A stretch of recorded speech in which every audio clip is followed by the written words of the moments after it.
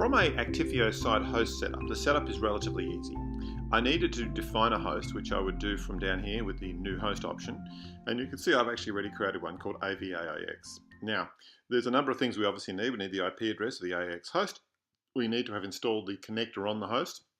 We don't need to supply login credentials. I'll show you how we can avoid doing that. From a ports perspective, ideally we need to use fiber channel. In this case, I've used iSCSI. Either option is valid, even in an in-band configuration.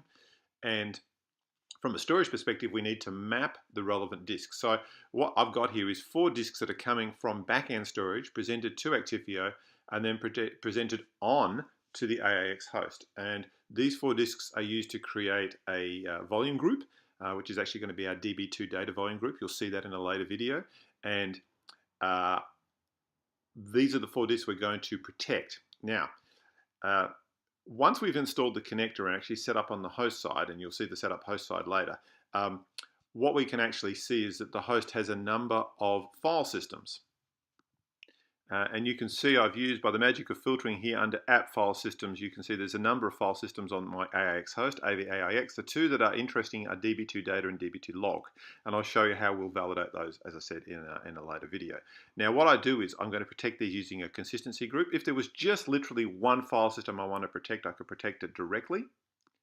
But in our case, what we have is actually 2 folders we're interested in, DB2 log and DB2 data. So we've created a consistency group just using new consistency group down here. Oh, yeah, new consistency group, you can see it there. I've made a consistency group. It's got 2 applications in it, and I've then protected that consistency group. And now what Actifio will do is, because these are in-band disks, it will detect that, work that out, and actually snapshot just the in-band volume group. Now, it's important when you select these file systems to only select file systems that come from the same volume group, and you'll see how I determine that in a later video.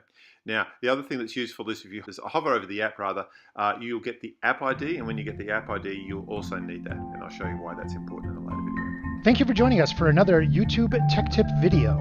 If you like the content you're seeing on this channel, please remember to like the video, subscribe to the channel, and turn on notifications so you will be alerted to any future content.